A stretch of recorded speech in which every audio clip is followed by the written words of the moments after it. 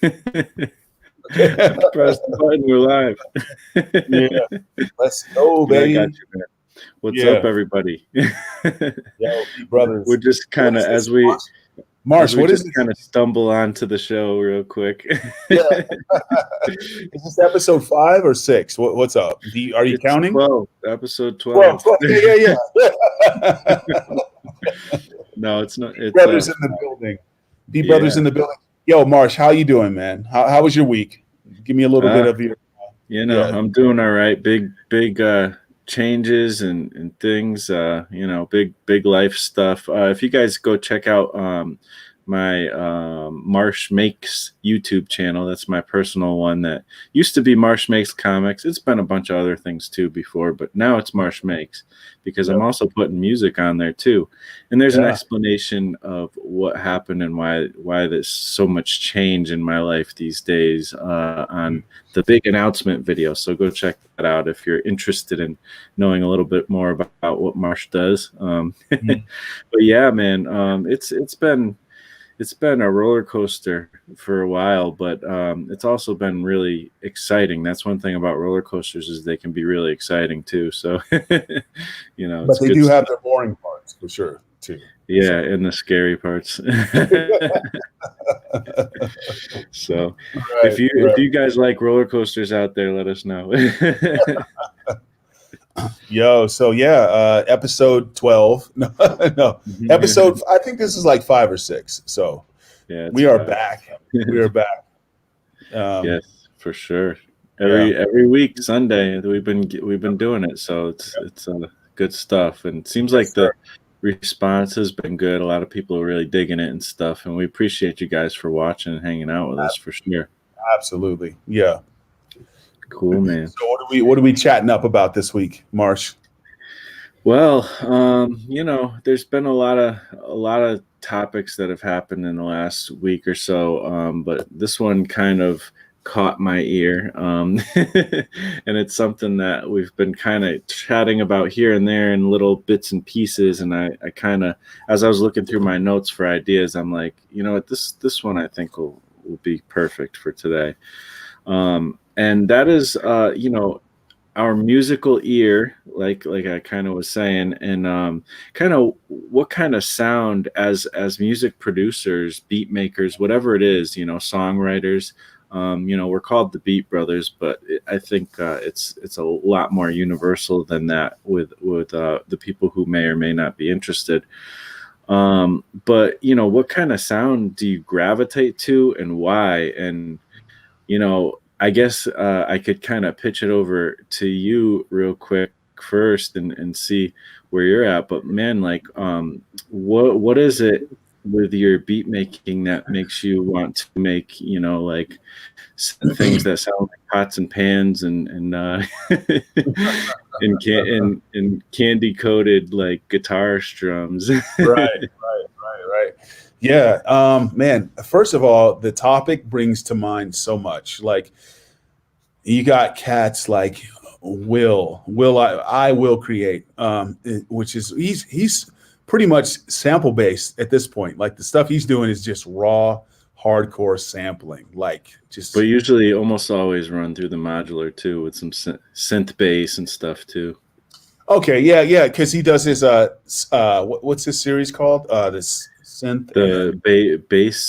Bass and beats. Yeah. So anyway, I mean, there's so much you could talk about when it comes to the topic. I mean,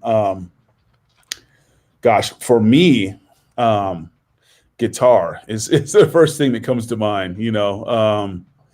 Just being a better musician, understanding how music works and musical notation and stuff like that. So yeah, that's a whole different conversation. But yeah. Well, I asked you a question earlier this week, and you kept teasing me with, "Oh, I'm gonna show you. I'm gonna show you this." I don't know if you want to reveal that or not, or if you're not set up for that. I don't know what you were leading to, but right. Yeah, no, I wish I could reveal it right now. I will do that today for sure. Cool. Yeah, but yeah. Yep. Yeah. Okay. Cool. So the thing is though, like, um, we all kind of have our musical preferences though, and obviously we've talked about our inspirations and things like that. Obviously we're both like into boom bap and we have like 90s hip hop, that kind of stuff. And an updated version of that, we like modular, you like guitars especially. There's certain things I gravitate to. And like, but I think that one of the things is when you're making music, a lot of times people don't realize this, but like, I feel like what really makes your sound isn't what you like create as much as what you hear, Mm, like what your good ear, stuff. Yeah. like what's your taste basically. Right. Right. And I don't know, I like all kinds of stuff and Yeah. everything I feel like informs that.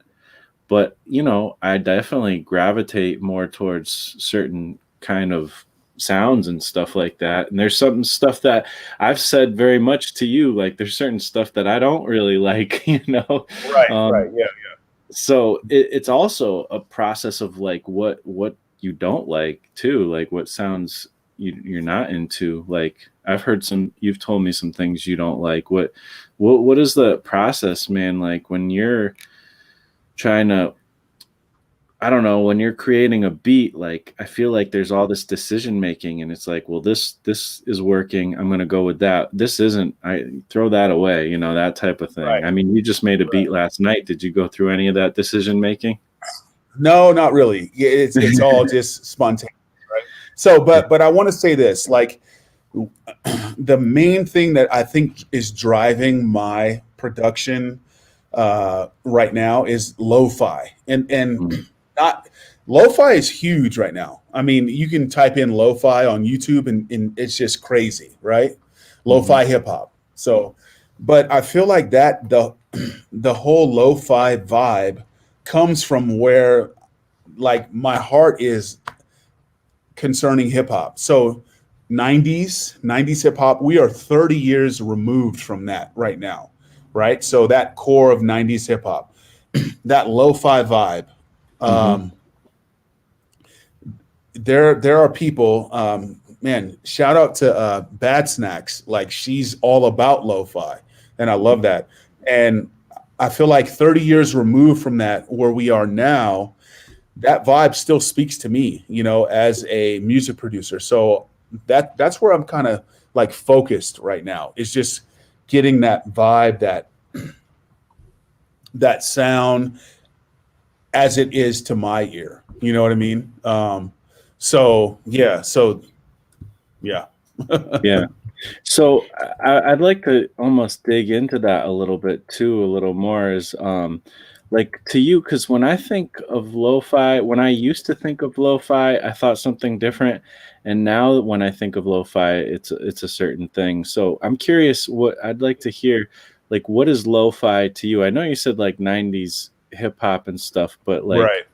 what's the sound of it? You know what I mean? In your mind. Yeah, yeah. So lo-fi in my mind is imperfection. Ultimately, a lot of stuff was coming off of vinyl back. The music I liked, was coming off of vinyl, sampled stuff. So when you're pulling stuff off vinyl in the '90s, a lot of that stuff was 20 years, old already. From the '70s. So pulling stuff off vinyl, the sound of vinyl, those crackles, the imperfections, the warble of the actual vinyl, and the hiss, the sound of tape. Um, Mhm. that's like a lo-fi vibe to me. That sound of just like not being clean. Today's music is very, opposite in contrast to lo-fi. You have this super clean, music on the opposite side where there's the noise floor is very low. There's no imperfections as far as sound quality. So lo-fi to me is the exact opposite. It's introducing noise, introducing tape hiss, introducing wobble, flux, imperfections into the sound with a hip hop vibe to it. And Interesting. so that's what it is for me. It's not a specific BPM or a specific like sound. It's more of uh, the well, I shouldn't say sound. It's the sound, but it's not necessarily a certain group of instruments or this and that. So Yeah, it's interesting because uh, to me, I used to see the term lo-fi and be like, okay, yeah, I automatically am into that, not even knowing if I even heard what they said was lo-fi, but I'm just like, I already like the kind of stuff you're saying, like I already am into that. Like now right, they just put a name to it. I've been into that yeah, for, 30 years, yeah, like you said. yeah, um, yep, so there's that, but when I started to hear like, the lo-fi channels on YouTube and stuff, I'm like, okay, this is sort of that, but right, it actually has its own sound. Like a lot of it sounds very similar to each other, for sure. whereas when I hear your beats or my beats, even though in my mind I feel like lo-fi could be a thing it could be called, it's not those. It doesn't sound like those beats you would hear on YouTube generally, Right, gotcha. Um, Yeah. so I So don't how know. do you? It's Let like me there's a sound to it, It seems So, like. so let me ask you this: if you kind of embrace the lo-fi aesthetic, if you will, how do you see that represented in your music as a modern musician from that boom bap era, '90s hip hop? I know you love it. Like, so Yeah. what does lo-fi mean to you in your music? If you embrace that at all, how does that like transition into your music? Well, it's kind of interesting because like it's pretty much what you said already. It's like it's the imperfections, it's purposefully actually allowing and even introducing those imperfections into the music. Like I feel like with the stuff that you do, there's you kind of put that swing in there, but again, that pots and pans thing, like you just have a certain way, but it works somehow, some way. Yeah, And for me, yeah. I try to like do the pots and pans thing, but I'm not as good as with pots and pans as you are. um No, I think you are. I think you are. but Uh, yeah. but it's also in like kind of uh like to me, I always go back to Wu-Tang 36 Chambers when it comes to rough sounds. And there's been other people, like the boot camp click stuff, the early boot camp click stuff kind of hit that, to a certain degree. Usually it's Right. a little bit of a dark vibe, but I'm not necessarily saying you have to always have like a dark vibe or whatever. I don't always. But I just love how like RZA would just kind of chop sounds in and chop sounds out. And sometimes, you know, you tend to want to bring a sound in like when it starts, but sometimes he'd start like halfway in the middle of that sound sounding off. And I'm like, he's just moving faders up and down, like, and not know there's probably, and that's how when I first started making beats, I just was like, okay, I just got to put like loops in every track that I have and then just move the faders up and down and I'll get that sound. Right. And it kind of worked, but I don't know how exactly he actually did make those beats. Like now I've been trying to research to find out, but I don't know like necessarily what I think he used the SP 1200, which has faders like that. So Mhm. maybe that is how it worked. But then again, lo-fi, at least whatever that is, that like even back in the days, it was funny because we would sample off of vinyl, and sometimes there would be a lot of like crackle and hiss and stuff like that. Yep. And it's funny because a lot of producers would try to like take that out, and even I Yeah. would sometimes try to take that out, Yeah. but then later bring it back in, and so that you have more control over like the clarity of it, and exactly how much hiss and crackle there is, you know.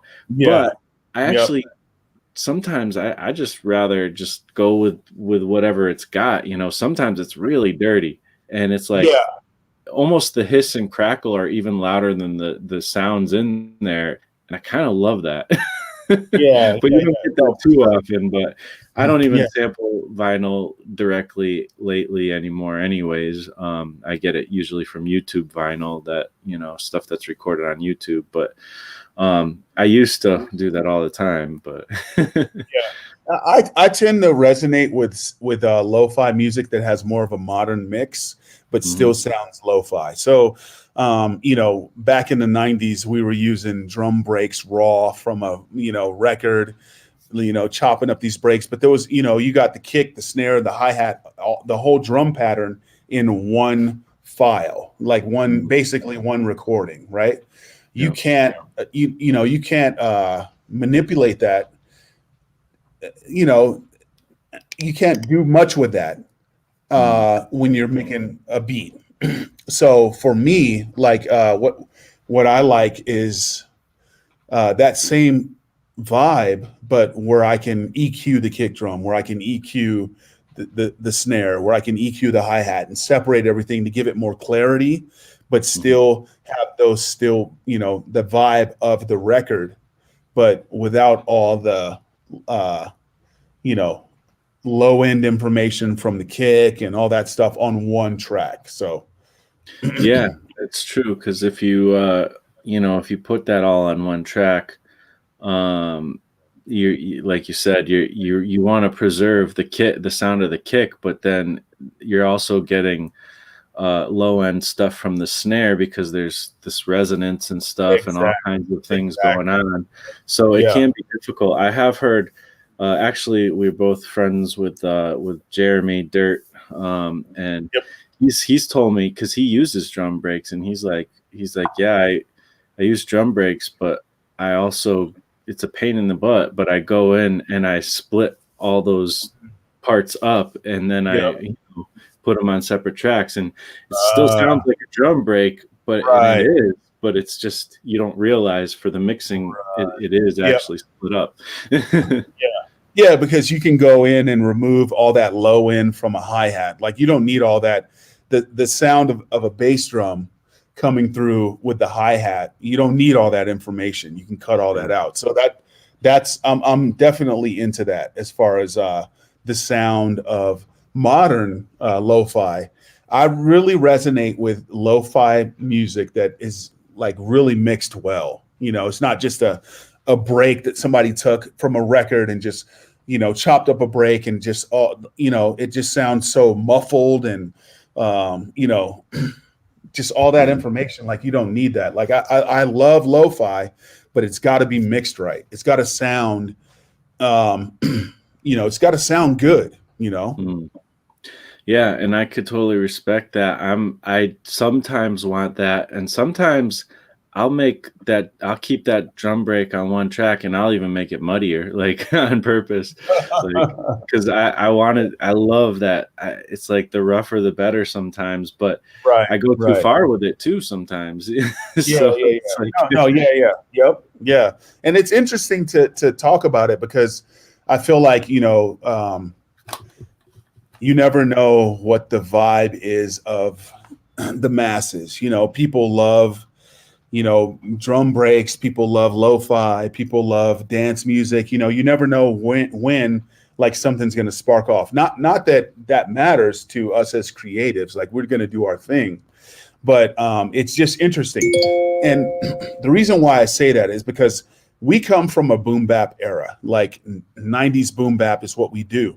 And it's real interesting to me that right now, lo-fi has such a it's so big, and even though it doesn't sound exactly the same as '90s hip hop, it definitely has that vibe, that lo-fi, tape hiss, all the stuff I talked about earlier.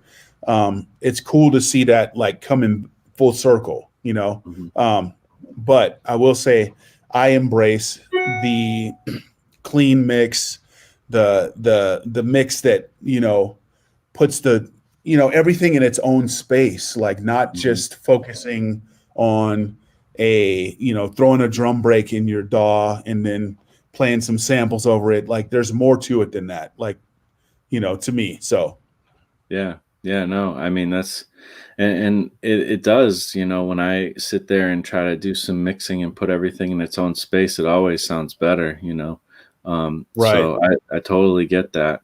Um, so one thing, there's a lot of things that I mean, we could talk about lo-fi all day, but there's like some other things, I think this would be an interesting thing to kind of talk about because you've talked about uh, in the past wanting to do really kind of grimy, dark beats and things like that. And sometimes, maybe it not working out and you tend to end up now it seems like most of the stuff you do really has either a very chill vibe or like just that bounce and that like bright sound. And I'm, I actually I do dark beats by accident almost. Like it's like I don't know, and I it's easy to kind of go there, but sometimes Yeah. I don't want to always go there. So Right. I actually have to make an effort to like sometimes get a range in the style of beat. I don't know. What do you think about that? The dark beats versus the more kind of upbeat Like, type of bright sound or whatever. man, that's such a interesting conversation because I don't know, Reveal, right? Reveal. Oh yeah. Okay, so Reveal, like me and him are like we've been tight for so long. So Yeah. I'll send him a beat, and he's like, "Man, it's too happy," So he loves that. He loves that dark stuff. So I have to actually put my mind in that mode. Like I'm Mm. not. I don't normally think like I'm coming to murder you. But that's what he likes. That's what gets him. That's what sparks him as an MC. Mhm. And I'm not thinking like that. I'm just thinking, man, this is woo, this is dope, like you know what I mean? But he wants that grimy, like chains, like we just came out of like basically hell. We just came out of hell and we coming to get you. You know what I mean? Yeah. So Yeah. he Yeah. likes that vibe. So it's an interesting conversation, man, because I literally have to put myself in that mode to Mm. make something like that. Like if somebody says, "Hey, make something that makes me want to kill somebody," okay, I'm like, okay, well, let me switch my brain. Okay, I can do it. You know what I mean? Mm. But in like normally, like I'm not on that. I want to make something that sounds good to me. That just feels good. It feels Mm. good. You know what I mean? I don't think I really like when I make music, I don't set out to make a particular sound. I just start making. I just start creating.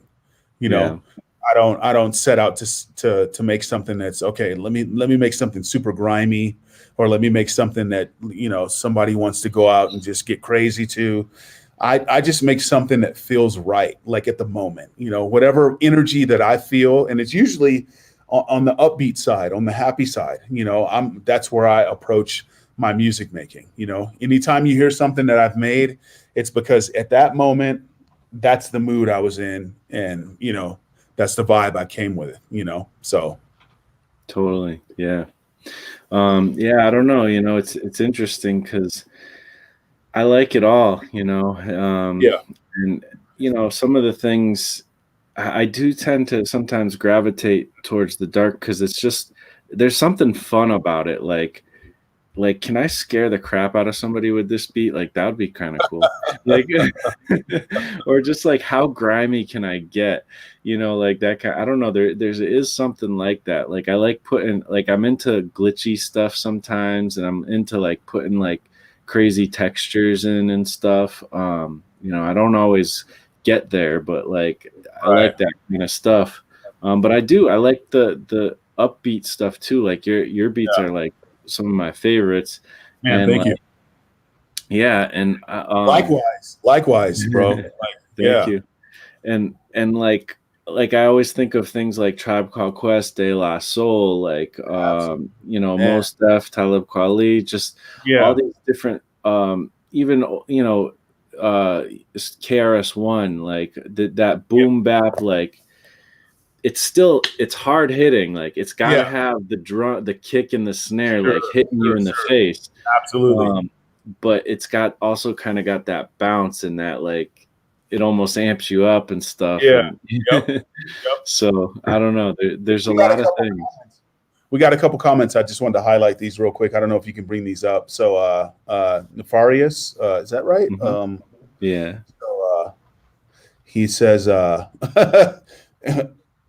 make me something that makes me want to kill somebody. I hear that's how they made the Doom soundtrack. So, it's that's a thing, man. Like, I literally have to put myself in that mindset, and I can do it, no problem. Like, but it's not how I think. It's not how I approach music. You know what I mean? Or It's life, hopefully. yeah. Yeah.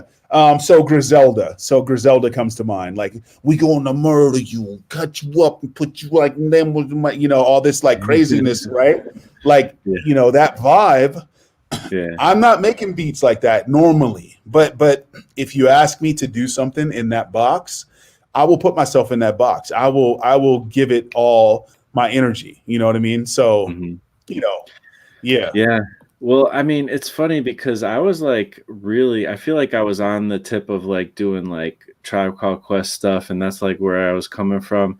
And then I had friends though, like on the East Coast in high school, who were just like, they were showing me, they're showing me like Smith and Wesson and Black Moon, and they're showing me Mobb Deep, and I mean Yeah. that Mobb Deep album, that for the infamous, like that album And is like like a series of horror movies, hey, and then you don't there's have to like tell one or me. two I chill beats, already know.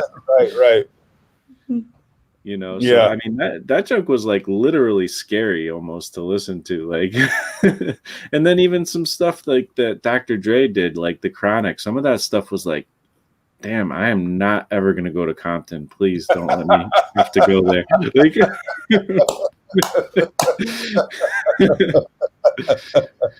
Right, right. Yeah.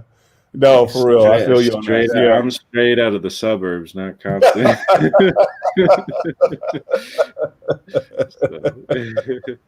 So, That's dope. That's dope. Yeah, but you know, man, I would say when it comes to making music, I generally I'm not trying to get you to like get angry or violent. I'm trying to just like I'm trying to express myself in like a just happy and loving. I love you. You know what I mean? I love you. You know. So, you got the love flowing. It's yeah. funny. It reminds me of. It makes me think of actually somebody who's really an interesting producer, but doesn't really get talked about when you think about producers and stuff. Is Eric Sermon. Like that Oh, dude is a freaking beast. heck And yeah. I mean, EPMD, like he was the party song specialist. Like he always had those little R&B hooks, and the vibe between PMD and Eric like was just is Oh so dope. man, And man. then he's producing Redman, and coming hard with it, that Jersey Brick City stuff. And then There Is a Dark Side, Redman, like that album Man. was like something else. Like there was dark stuff, there was like, and it's so weird because Eric Sermon, usually he's got that party vibe, and it's funny, Yep. you can almost see how he's stretching in this album to like make dark stuff, but he really hit it on some levels. And then on some levels it's like there is that chill, kind of vibe, Yeah. but it Yeah. was like, that's a dope album. Like There's a Dark Side, I love that Oh, album. absolutely. Yeah. And that just kind of goes. It kind of shows the skill of the producer to be able to get in those modes. And just transition from this to that. You know what I mean? And that takes experience, man. It just takes time. It's not something you can do right off the bat. As a music producer, I remember just trying to find my sound, and then at some point I realized, okay, I can make this kind of beat, or I can make this kind of beat. And then somewhere in between all that is really what I want to make. You know what I mean? If that makes sense, Yeah. You kind of find out what for you is like in the pocket, what comes like Right. most naturally. And if you can emphasize that, but then also stretch a little bit left or right from time to time, like I think you got, Yep. decent range, Right. Right. Absolutely, man. Absolutely.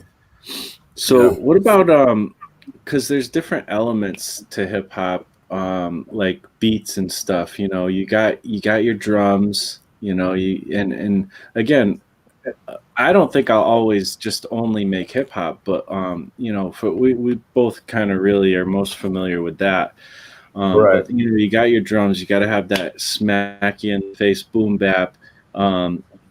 Sometimes you have some swing in there, especially nowadays that swing is so popular. Um, Yep. you got the sample, just samples in and of itself is a sound. There's a sound to it. Like there's all kinds of different things you can bring in with samples, but there is kind of a sound where it's like at times, especially when I was younger in the 90s, like I would hear sometimes a bunch of songs that didn't have samples, and then I'd hear one with samples in it. And I'm like, oh man, it's so much better when there's samples in it. Like now I think that we have the ability to bring that same flavor even without samples, because I'm surprised I've been able to do it, and I definitely hear it in your stuff. Mm. uh, and then there's like that bass, and some hip hop neglects bass. You don't really hear it a lot, but then Right. some of it is just booming. And Mhm. and I'm curious, like what your kind of uh, approaches with bass. Is it an afterthought? Do you think is this part of like your the main part? Some people there's so many approaches to bass in hip hop. I don't know. I'm Right. just curious, like Yeah. where your head is at when it comes to bass.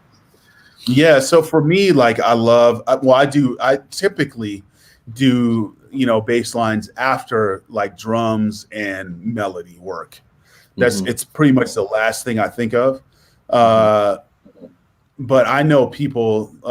Shout out to D Steele, man. He's a monster. Like he'll just sit down with the bass guitar and just play some bass, and I'm like, man, that is super dope. And he'll build a track around that bass line.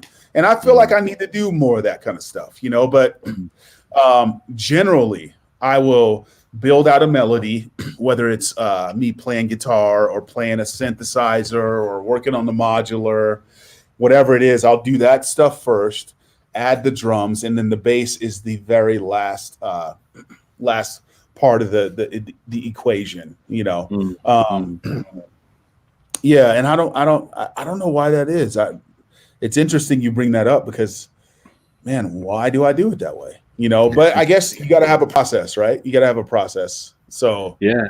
my Well, I process, yeah, mean, I think it's just so interesting because like bass, like I'm the same way. I pretty much approach it the same way. Like to me, sample has always been the thing that starts it off for the most right, part. Samples. right, I've tried to start with drums, but once in a while it works. But usually I need that groove, whatever that vibe is from the sample. I need that first, and then I can add the drums in.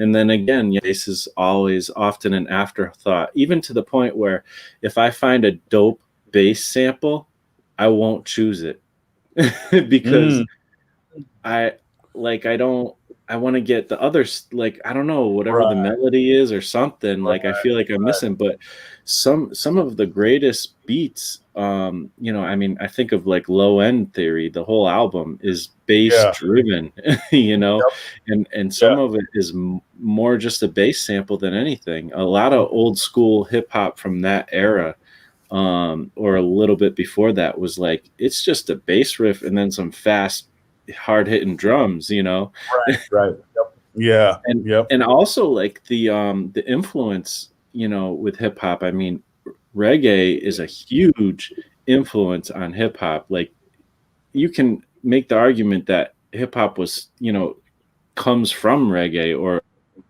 mm, also funk music, both very bass heavy in their approaches. And I mean, like you think of like, some roots reggae, and it really a lot of times it's like a bass riff, and then they just kind of throw some guitars over it. It's not really as Yeah, yeah, yep, as yeah, guitar, focused as like something like rock and roll or something. right.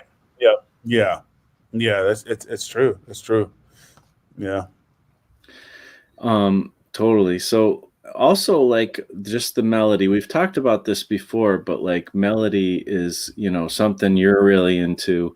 I mean, I love melody, I love harmony, I love all the, pieces of music and what, can make you can make it into but hip hop, I should say, sometimes it neglects melody. I mean, back in the days, if a track sounded too R&B or with Gotcha. too much melody, like Yep. people would reject it as like this is Yeah. not real hip hop. Right. Like, Yeah.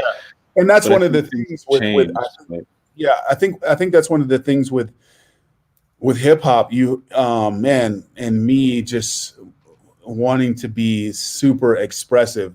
There's a point to where you cross a line from hip hop to more neo soul, R&B. Like you have to kind of figure out which side of the fence you're on. You know what I mean? mm, And as a guitar player, it's tough. Like because you have all these melodic ideas that you want to add and do, but you have to restrain yourself. You know what I mean? mhm, One of my favorite guitar players, his name's Chris Buck. Chris mhm. Buck on Instagram. I mean, look at some of the stuff he's doing. He's a monster at guitar. He's just really crazy. And he's got like this rock vibe, blues vibe. But at a certain point, you're playing blues, right? You're playing blues or you're playing rock. Like as a hip hop producer, somebody that loves drums, loves swing, and loves all these different elements, there's so many fine lines, and you can cross those lines, and it's difficult to retain, to hold back. You know what I mean? And yeah, it's that's an interesting conversation for sure.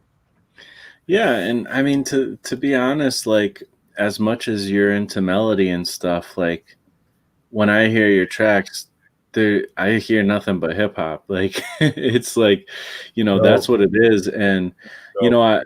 I think that the thing that really pulls hip hop together, and that's why we call it boom bap, is those drums. It Yep. really is just those Yeah. drums. Like, because I listen to like you introduced me to Sam I Am, and Yeah. his beats, like he'll use he'll use any Monster. sound.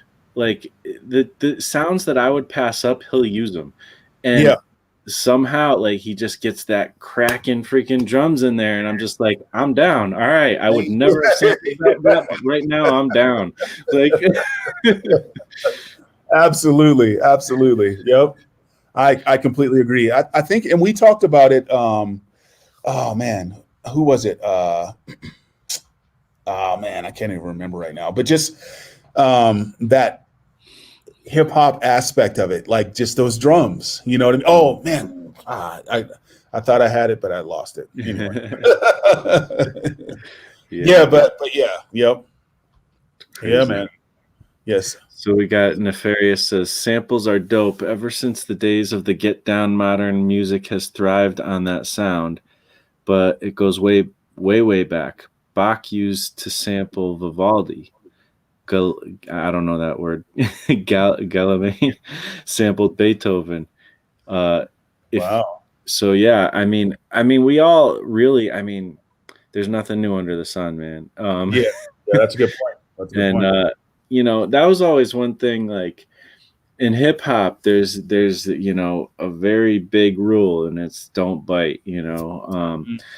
And I always was like, I agree, but at the Mhm. same time, like it's impossible to not be taking influence.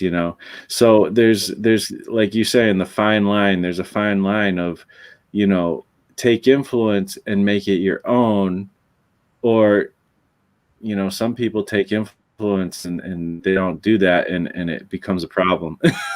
Right. Right.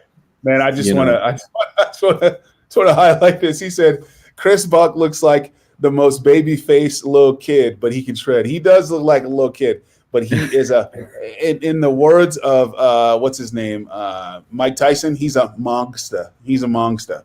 He's a beast. Nice. That's so That's funny. awesome. He does look like a little kid. He's a beast on guitar. He kills it. Mhm. Yeah, and Nefarious has a question actually that's pretty interesting. Yeah. If you could create music with an artist of your choosing, who would you want to work with and why?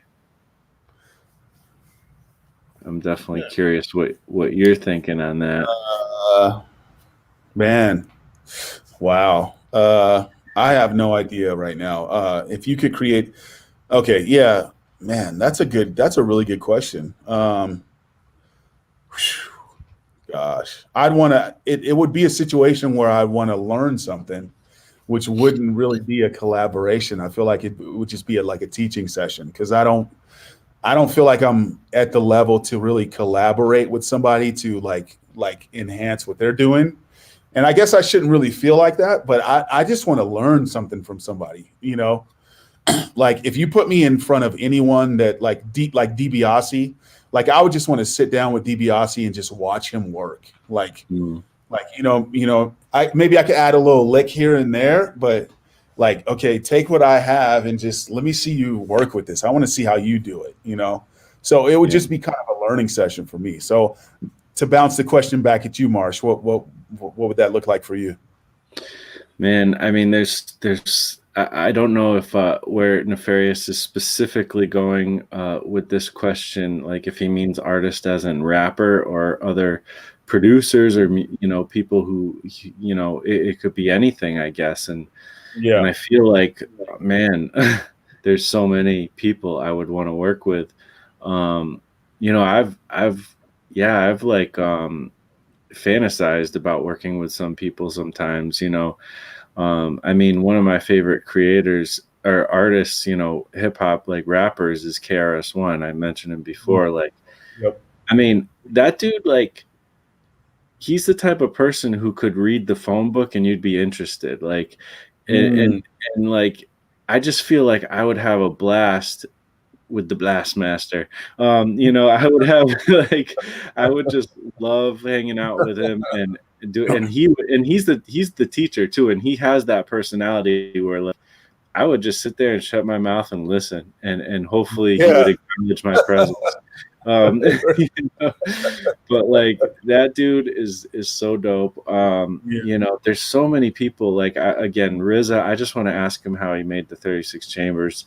Yeah. And I'd love to learn from him, and you know, You- I'd also like to work with, and this is an oddball one, that most people might not even know, but like Tricky, of Massive Attack. He's a, UK kind of acid hip hop.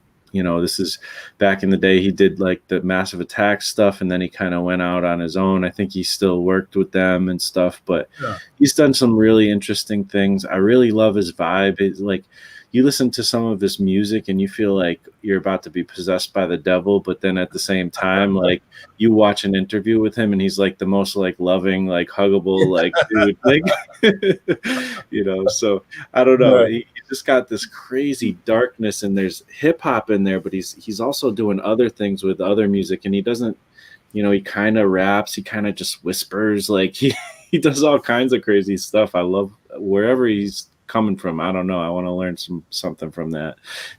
Yeah. I'm with you on that. Yep. Looks like we got another comment from Nefarious. I'm trying to see if I can. Oh, I didn't mean to put that up, but thanks. The monster. Yeah. Yeah, he says however you want to interpret it. Yeah. Yeah. Yep. Like off the top of your head, who's got the sound you want to be around? KRS-One. So what do you like as far as like rappers though? Like I know like we don't. All right, so this is a topic we'll probably get to on another video sometime, but I don't really make beats for rappers. I'm Mm, like, I have tried and have done it at times. I made a whole album where I made the beats and rapped on it. You know, but I look back at all my beats that I've made, and a lot of them aren't super rappable. They're just kind of me playing with stuff. sure, sure, sure. I know. I think when you make a beat, you've said that you're not really. That's not like the end goal. But No, that being said, like if you could have any rapper in the world like rap on something, like do you ever have imagine anybody who would be like you'd be like this would I'd be really cool if they rapped on one of my beats, you know? man. I guess I just would bounce back to my icons as far as hip hop would be the whole Boot Camp Click, but Black Moon, Mhm. all those cats, man. Those guys. Anybody from Black Moon. Yeah.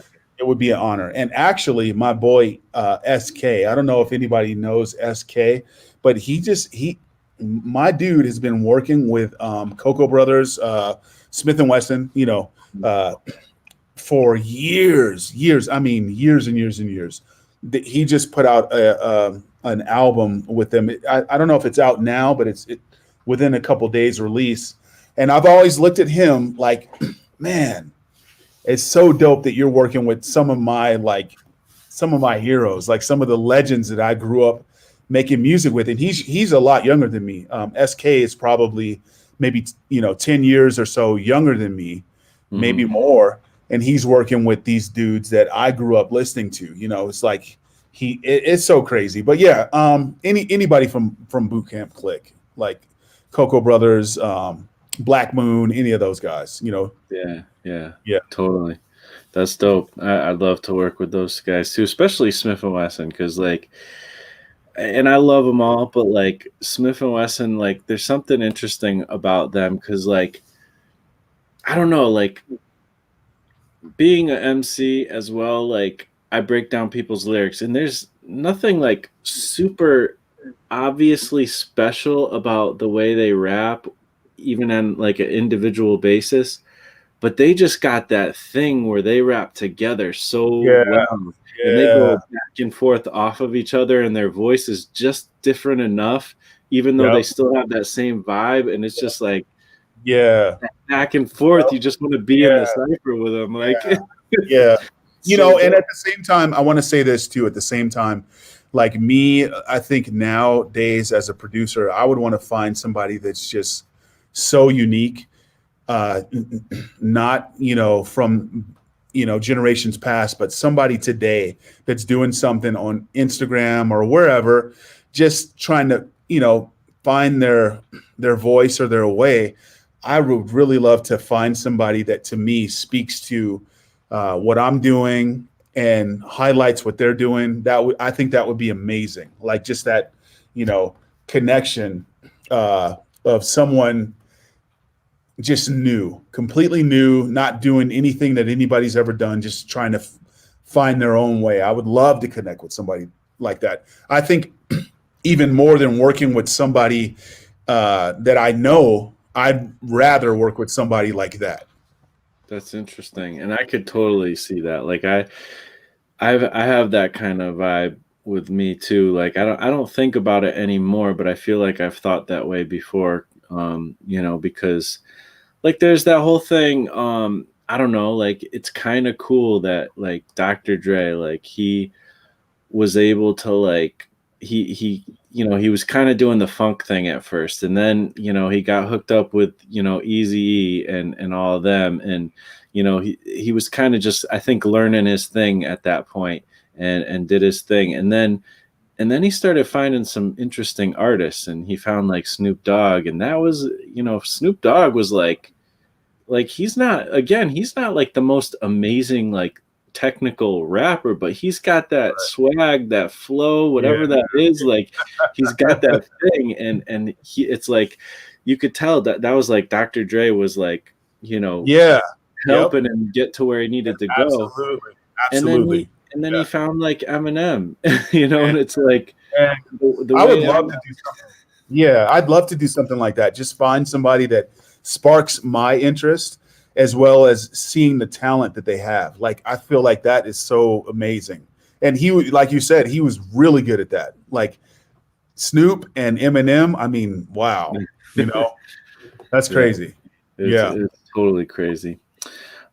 So lastly, there's one other aspect to this, like, kind of musical ear thing, and that I wanted to just get to a little bit. And this is something that's more in your realm, especially, which is your actual music theory, that kind of thing. Your ear with that, like we talked about this earlier this week about, like, you know figuring out what key, like, a sample's in or something like that, or understanding stuff around music theory. And I know you're learning, and I'm learning too, but, like, I think that training your ear is really, if you can do it, like, that's a huge advantage.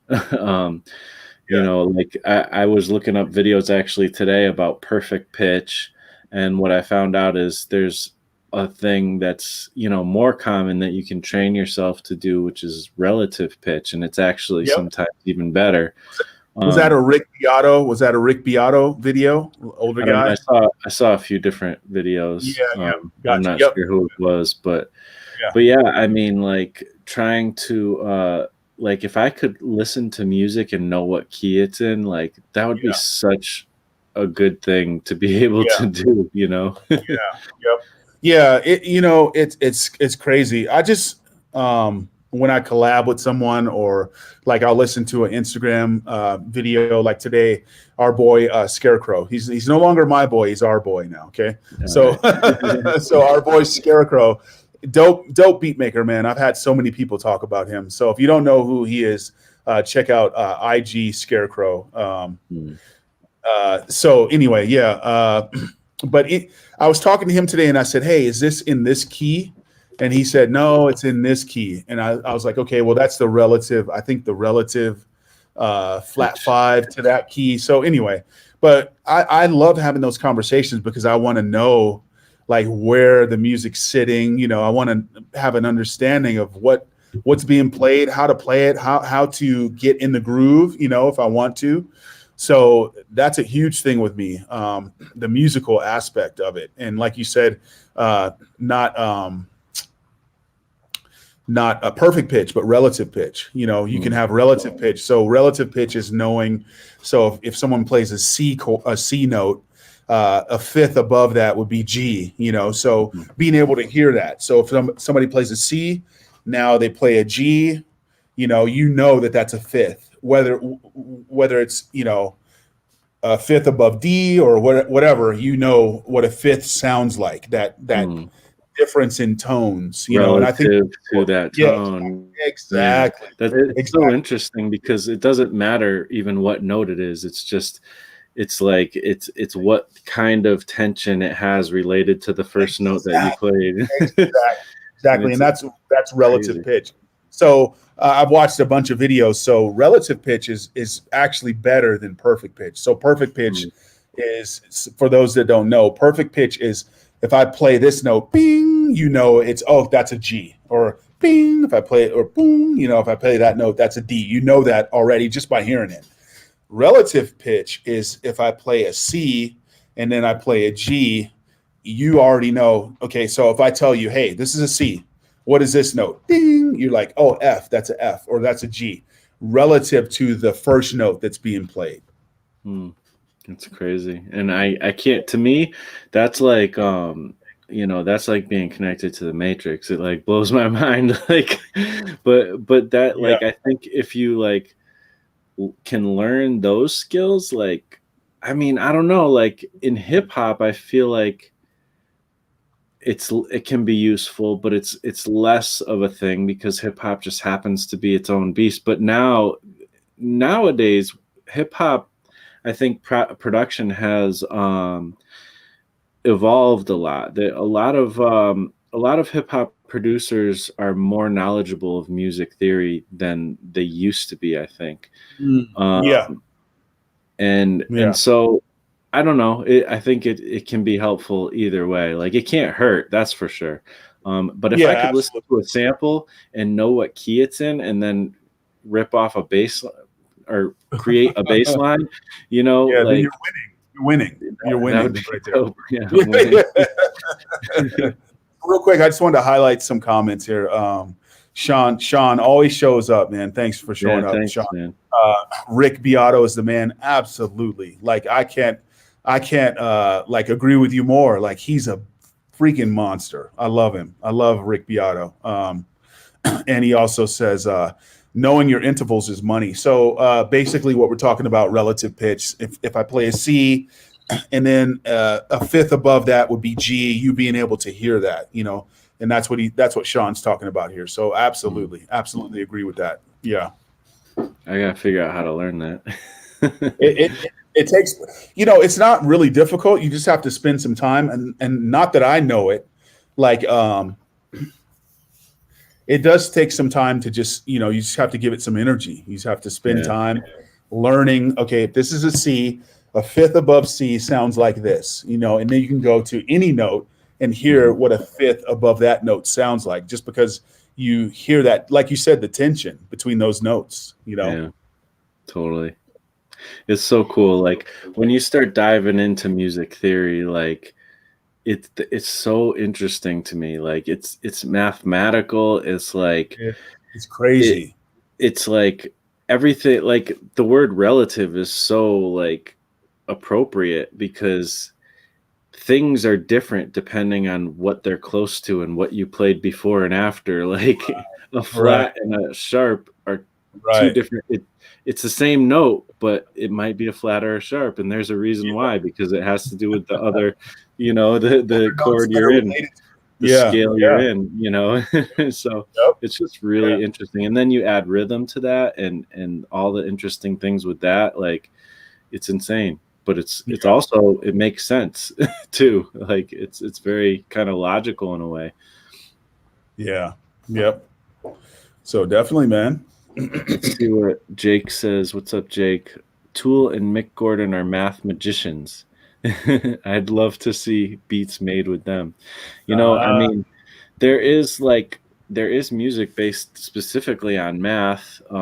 There's stuff like generative stuff too, and AI stuff. Now there's all kinds of crazy stuff going on with music, but yeah, I don't know. It'd be interesting, create an algorithm and see what kind of music that makes. And honestly, with the modular, that's kind of what we do. We create some kind of random things and like kind of like a recipe, and something comes out of it, and then we kind of sample it. At least that's how I use it, and I think you use it similarly as well. You kind of just yeah. sample Absolutely. stuff, Yep. from Yeah. it. Yep. But yeah, yeah, I don't know. I guess one last thought, really quick, is like since I mentioned the modular, is like just that. I don't know, like that is becoming part of the sound for me and has been for you. And that's its own sound, and there's certain sounds that come easily from modular that isn't quite what I want to do, but the power of what you can do with modular is, I think it's the twisting and turning and mangling of things, and some of the glitchy stuff that you can get, and then also the melody. I mean, it's helping me move a little bit more into melody too as well, which is something I have. It makes I feel like it makes melody more accessible for somebody who isn't traditionally musically trained. You know what I mean? You have quantize, and you can take stuff away and put stuff in or whatever. Right. And, Yep. you don't have to know how to play a keyboard. You can Man, that's a put good in point. like a Yeah, just recipe sequencer. and just Let the take stuff sequencer out do and it. put stuff in, Yeah. Yeah. So Yes. Yeah. No, I'm sorry. I was just saying, let the sequencer basically dictate what you hear and what you do, and then you make adjustments based on what you put into the sequencer. Right? Is that kind of what yeah. you're talking about? Yeah, totally. And the thing is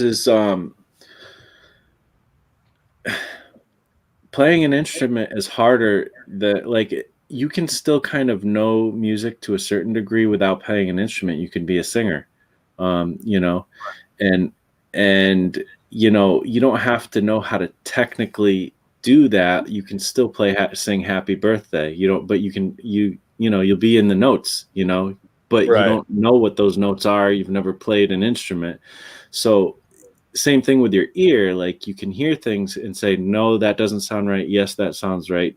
I'll keep that. I'll throw that away, but with the guitar or piano, I have to like, kind of have some knowledge behind that first. I can't just, it's especially with guitar, like it wouldn't be easy to come up with those chords by myself. Like I have to look and find it, so Right. Yeah. Yeah. So anyways, that's just one thought, with the modular and stuff. But I don't know, man. I think our ears are really a huge important part, our taste, all that stuff. Like I think it's more important than we realize sometimes. We want to make, but we don't, sometimes we forget that it's our ears that kind of prepared the way, Right. Yeah. Yeah. No, I agree. And just to highlight ears, your ear is amazing. I know you don't really focus on musical theory at all, music theory, or really diving into any of that. I know you've had some experience with that for sure, but I just want to say on camera, as a recorded event here, Marshall's ear is incredible. Like the stuff he makes is ridiculous. Like trust your ear. I just want to say that. So yeah, I appreciate that, man. Yeah. I mean, I have to trust it because I don't have a lot else, So, man. So I guess with that, we're kind of out, huh? We're kind of closing it up here. Any last final thoughts, Marsh? Man, I don't think I have any today, except for I don't know. Everybody, if you're into football, there's a game, I guess I heard today. So you might want to check that out. I'm gonna have some rings and hang out. Hopefully, have some good food. Maybe I'll watch the whole game. I don't know, but I'm still interested. We'll see. Yeah, for sure, man. Well, man, I guess that's it. Episode 76 of Beat Brothers in the books. All right, yes, 76 more to go. Yo, thanks everybody for tuning in. I've been Upright, and this is my main man. Oh, whoops. This is my main man, Marsh, right here. He is the Beat Brother. All right. Thanks everybody. Sean, thanks for coming out, man. You always show up, man. Hats off to you. Nefarious, thanks for subbing, man. I saw you there. He said he had to bounce, but thanks for subbing. Mutt, man, thanks for coming through. Everybody that came through, man, we appreciate it. We really do. We're trying to bring you guys relative content that, speaks to modular music, all that stuff, what we're doing. And we appreciate everybody showing up. So just wanted to say hats off to everybody. And thank you so much. Marsh, take it away. Take it away, baby. Take it away. Yeah, well, thank you as well, man. 5 episodes in the bag. Thank you, everybody who's watching on the replay as well. You can find Bryce at upright.music, as it says in the thing there, wherever it is. And that's on Instagram. And same thing here. You can find me at Marsh Makes on my Marsh Makes YouTube channel. That's my personal channel. He also has a YouTube channel too. So, but he's gonna get that started soon, hopefully. But and then you can find me also on TikTok and Marsh Makes and everywhere, pretty much Marsh Makes. So thanks everybody, and we'll see you next week on same bat time, same bat channel. See you later, y'all. Thank you for showing up.